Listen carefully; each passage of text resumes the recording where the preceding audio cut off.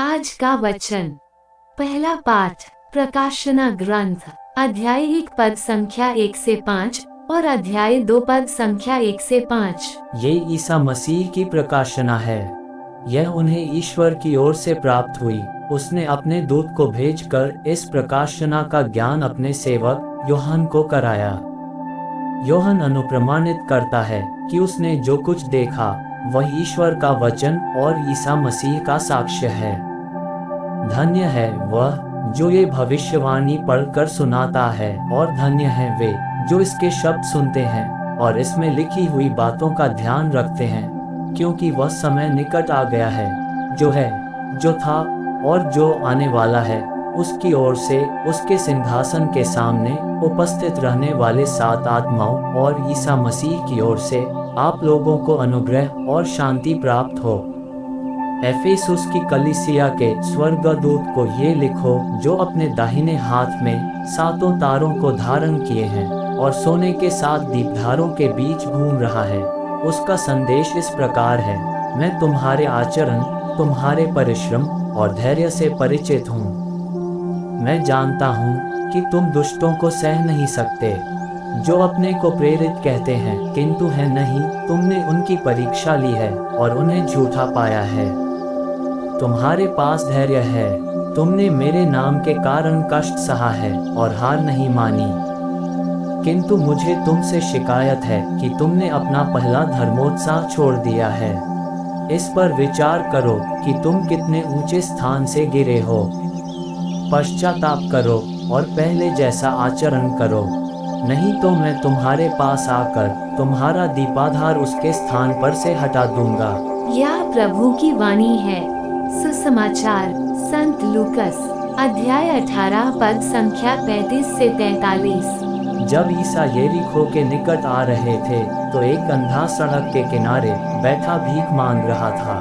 उसने भीड़ को गुजरते सुनकर पूछा कि क्या हो रहा है।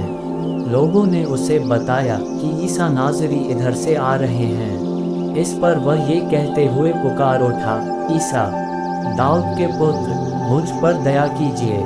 आगे चलने वाले उसे चुप करने के लिए डांटते थे, किंतु वह और भी जोर से पुकारता रहा, दाऊद के पुत्र, मुझ पर दया कीजिए।